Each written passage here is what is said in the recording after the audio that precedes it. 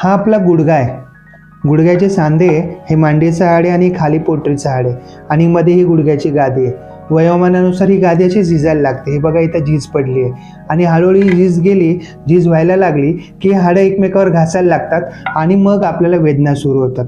लक्षात घ्या, गुडघ्यामध्ये कुठल्याही प्रकारचा नर्व सप्लाय नसतो, त्यामुळे गादी पूर्ण झिजत नाही तोपर्यंत वेदना होणं सुरू होत नाही. ही बायोलॉजिकल एक प्रोसेस आहे.